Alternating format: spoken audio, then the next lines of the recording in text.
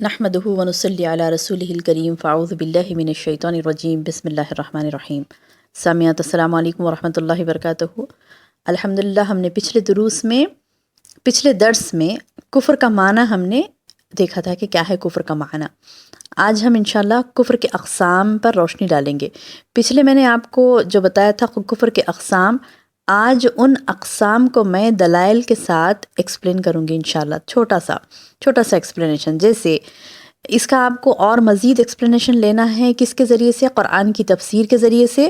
میں آپ کو یہاں مختصراً بتا رہی ہوں کہ کفر کے اقسام کے دلائل کیا ہیں۔ دیکھیے، کفر کے اقسام میں پہلی قسم جو ہم نے پڑھی وہ کیا تھا؟ کفر تکذیب۔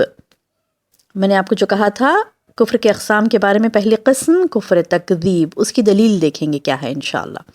کفر تکذیب یعنی جھٹلا دینا، کہہ دینا کہ یہ جھوٹ ہے، کہہ دینا کہ یہ جھوٹ ہے اور انکار کر دینا۔ کفر کے معنی میں نے آپ کو بتایا تھا نا، چھپا دینا، انکار کر دینا۔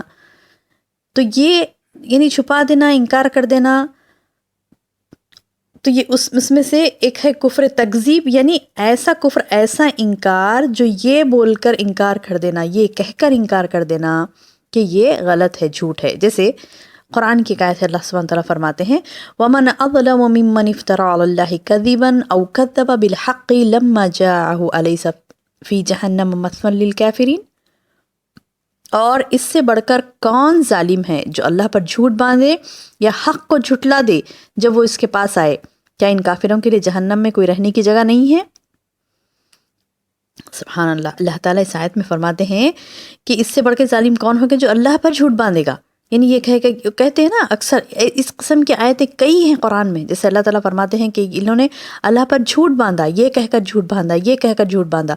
یعنی لوگ اللہ پر جھوٹی بات باندھتے ہیں اور یہ کہتے ہیں کہ ایک تو وہ ہوتے ہیں جو یہ کہتے ہیں کہ یہ اللہ کی بات نہیں ہے، یعنی اللہ نے ایسا نہیں کہا، تو نعوذ باللہ، جب کہ اللہ تعالیٰ فرماتا ہے قرآن میں صاف الفاظ میں، اور یہ کہتے ہیں کہ نہیں، یہ غلط ہے، نعوذ باللہ۔ تو نعوذ باللہ یہ کفر تکذیب ہے، یعنی ایسا انکار جو یہ کہہ کے انکار کرنا ہے کہ یہ جھوٹ ہے۔ تو یہ اطلاق کس پر ہوتا ہے؟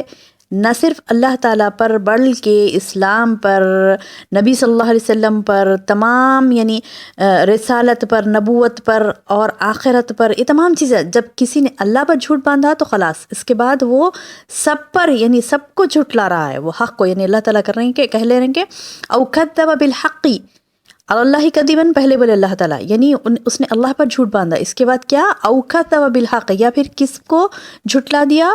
حق کو جھٹلا دیا۔ اور حق کیا ہے؟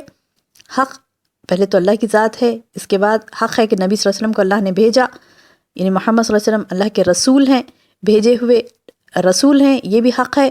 جہنم حق ہے، جنت حق ہے، آخرت حق ہے۔ تو تمام حق کو اس نے انکار کر دیا، اپنی زبان سے انکار کر دیا، تو یہ کافر ہے، بڑا کافر، کفر اکبر اس نے کیا۔ یہ کیا ہے؟ کفر تکذیب۔ چلیے آئیے دوسری مثال دیکھتے ہیں کفر کی۔ کفر تصدیق کے ساتھ انکار اور تکبر کا کفر۔ پچھلے درس میں نے آپ کو بتایا تھا نا، دوسری قسم کفر اکبر کی، تصدیق کے ساتھ انکار اور تکبر کا کفر۔ اس کی دلیل کیا ہے؟ اعوذ باللہ من الشیطان الرجیم وَإِذْ قُلْنَا لِلْمَلَائِكَةِ اسْجُدُوا لِآدَمَ فَسَجَدُوا إِلَّا إِبْلِيسَ أَبَىٰ وَاسْتَكْبَرَ وَكَانَ مِنَ الْكَافِرِينَ۔ سورہ بقرہ میں ہے نا، آیت نمبر 34۔ اور جب ہم نے فرشتوں سے کہا کہ آدم کو سجدہ کرو تو انہوں نے سجدہ کیا مگر ابلیس نے نہیں کیا، اس نے انکار اور تکبر کیا اور کافروں میں سے ہو گیا۔ تو سمجھ میں آیا نا، تصدیق کے ساتھ انکار اور تکبر کیا ہے؟ تکبر کا کفر، یعنی اس نے اس صداقت کو جان لیا۔ کس صداقت کو؟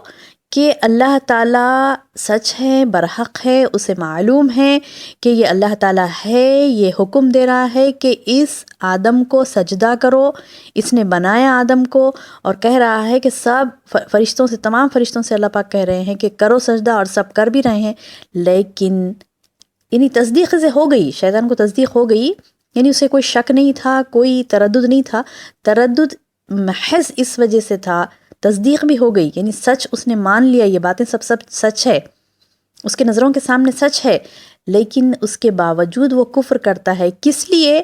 کیونکہ تکبر اس کے پاس ہے۔ تو یہ ہے تکبر کا کفر۔ یہ کفر اکبر کی قسم ہے، یعنی تکبر میں آ کے منہ موڑ لینا۔ اللہ اکبر۔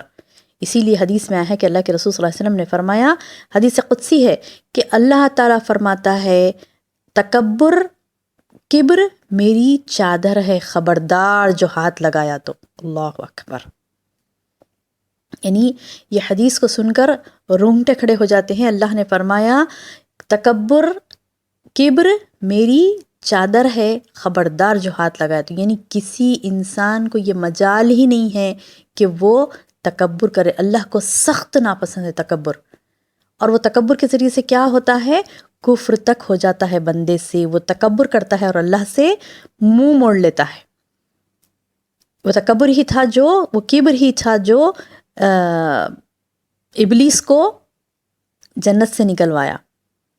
وہ جنت میں فرشتوں کا سردار تھا، وہ فرشتوں کو درس دیتا تھا ابلیس، لیکن اس کو کس چیز نے نکالا جنت سے؟ اس کو تکبر نے نکالا، کبر نے۔ تو کبر بہت بری بلا ہے، اور یہ تکبر کس حد تک جا سکتا ہے؟ کفر کی حد تک جاتا ہے، اور تکبر کا اینڈ کیا ہے؟ کفر ہے۔ اور کیسا کفر؟ کفر اکبر۔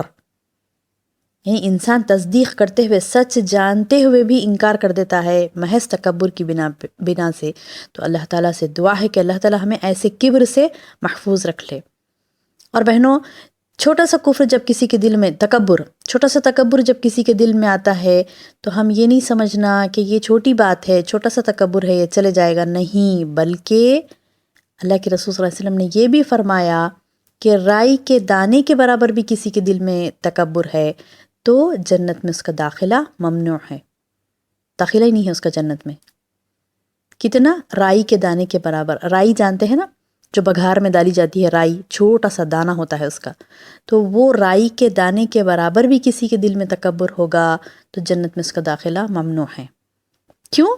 کیونکہ وہ رائی کے دانے کا پہاڑ بن سکتا ہے۔ جیسے ایک مثل مشہور ہے، کہتے بھی ہیں لوگ کہ رائی کے دانے کا پہاڑ بن سکتا ہے، تو وہ پہاڑ کیا ہوتا ہے؟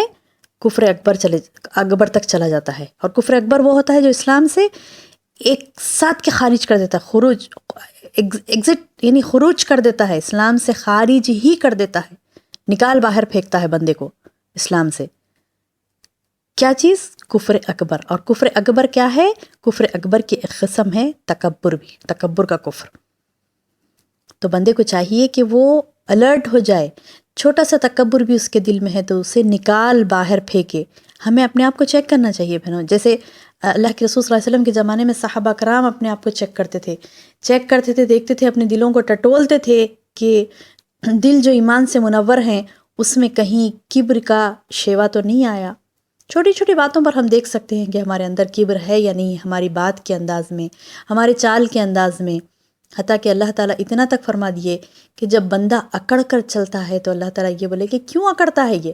سورہ حدید کی آخری آیتوں میں دیکھیے آپ، اللہ تعالیٰ فرماتے ہیں کیوں اکڑتا ہے بندہ، کیا سمجھتا ہے یہ اکڑ کر کیا آسمانوں کی اس حد تک پہنچ جائے گا، بلندی تک، یا پھر اکڑنے سے زمین کو چیر دے گا، یا پہاڑوں کے آسمانوں کی بلندی کو پہنچ جائے گا؟ کچھ نہیں کر سکتا، لیکن پھر بھی اکڑتا ہے تو اللہ کو سخت ناپسند ہے۔ واللہ لا یحب کل مختال فخور، اللہ نے کہا اللہ پسند نہیں کرتا ہر اکڑنے والے اور شیخی باز کو۔ سورہ حدید کی آیت ہے یہ۔ قرآن میں 2-3 مرتبہ کہا اللہ نے کہ تکبر اللہ کو سخت ناپسند ہے، اور کئی جگہ تو وعید کے طور پر اللہ نے کہا کبر کو میں نے فنا کر دیا۔ تو اللہ تعالیٰ سے دعا ہے کہ اللہ تعالیٰ ہمیں کبر سے محفوظ رکھے۔ اور یہ 2 چیزیں آج ہم نے پڑھی کفر اکبر کی 2 قسمیں، ایک کفر تکذیب یعنی جھٹلا دینا، اور دوسرا تصدیق کے باوجود، تصدیق کے ساتھ انکار اور تکبر کا کفر۔ تو یہ 2 اقسام کے ساتھ انشاءاللہ آج ہم اپنے درس کو ختم کرتے ہیں۔ انشاءاللہ اگلے درس میں اور 2-3 قسموں پر انشاءاللہ روشنی ڈالی جائے گی۔ السلام علیکم ورحمۃ اللہ وبرکاتہ۔